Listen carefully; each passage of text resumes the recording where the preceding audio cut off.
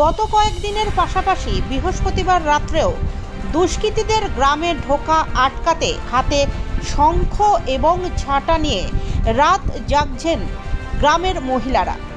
রাতের অন্ধকারে তৃণমূলের দুষ্কৃতীরা গ্রামে ঢুকে সাধারণ মানুষের ওপর অত্যাচার চালাচ্ছে এবং পুলিশ গ্রামের ভেতর তল্লাশি চালানোর নাম করে সাধারণ মানুষদের ওপর অত্যাচার চালাচ্ছে, এমনটাই অভিযোগ গ্রামবাসীদের।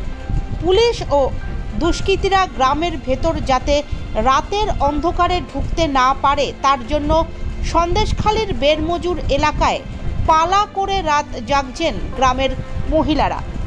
গত 3 দিনের পাশাপাশি বৃহস্পতিবারও তারা হাতে শঙ্খ ও ঝাঁটা নিয়ে রাত জাগছেন।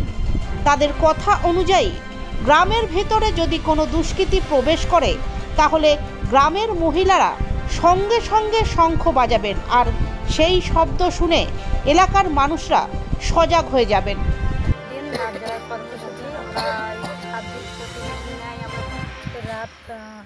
রাত জেগে কর্মসূচি পালন করছি। চতুর্থ দিন আজকে আমাদের পড়েছে, আর যাতে আমরা পুরুষ মানুষরা সুরক্ষিত থাকে এবং আমরা নিজেরা মহিলাও সুরক্ষিত থাকি। যদি কোনো বিপদের সংকেত আসে তাহলে আমরা এই ঝাঁজ নিয়েছি, লাঠি নিয়েছি, শাক নিয়েছি, এর মাধ্যমে বাজিয়ে সবাইকে সতর্কবার্তা জানিয়ে দেবো যে হ্যাঁ আমাদের এখানে কোনো বিপদ হয়েছে, আপনারা সবাই আসুন।